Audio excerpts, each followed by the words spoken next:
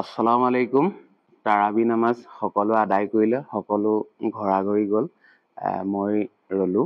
আমাৰ যি নেকি ডিমমুখ মছজিদৰ জামাতটো বহুত ডাঙৰ জামাত।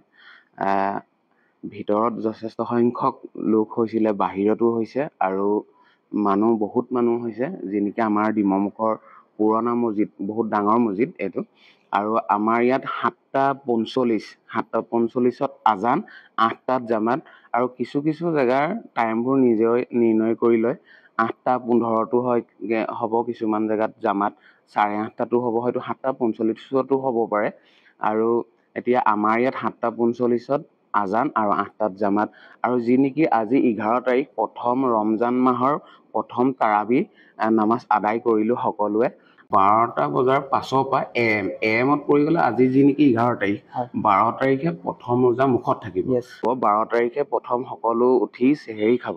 চেহেৰি খোৱাৰ পাছত নিয়ত বান্ধি যি ৰোজা ৰাখিব, আৰু আপোনালোকে দোৱা কৰিব যাতে গোটেই মাহটো ময়ো ৰোজা ৰাখিব পাৰোঁ। আৰু আপোনালোকে ভিডিঅ'টো শ্বেয়াৰ কৰিব যে এই ভিডিঅ'টো মই ইছলাম ধৰ্মৰ লোকসকললৈ যে বনাইছোঁ তেনেকুৱা নহয়।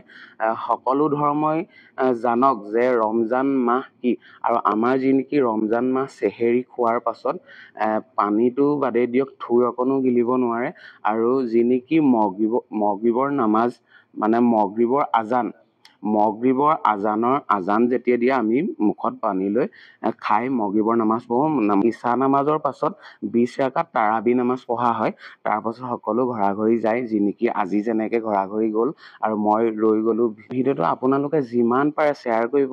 আৰু যদি ফেচবুকত চাই আছে, ওপৰত থকা ফ'ল' বটনটো ক্লিক কৰক। আৰু ইউটিউবত যদি চাই আছে ছাবস্ক্ৰাইব কৰক। আৰু ফেচবুকত চাই আছে যদি যিমান পাৰে শ্বেয়াৰ কৰক। আৰু আপোনালোকৰ যি নেকি মছজিদত মানে জামাত কেইটা বজাত? আমাৰ ইয়াত বৰ্তমান 8টা বজাত। যি নেকি ৰমজান মাহৰ মই ক'লোৱেই ভিডিঅ' আৰম্ভণিতে, এইটো প্ৰথম আৰম্ভ হৈছে। তাৰাবি নামাজ সকলোৱে আদায় কৰিলে।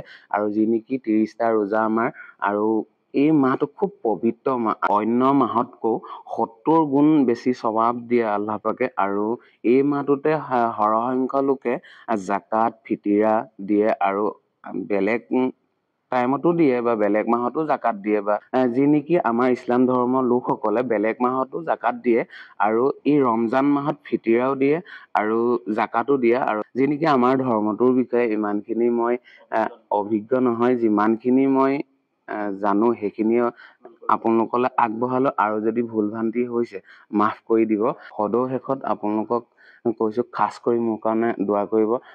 ময়ো দোৱা কৰিম, আৰু মোৰ কাৰণেও দোৱা কৰিব। যি নেকি মোৰ মা নাই, আৰু মাৰ কাৰণেও দোৱা কৰিব।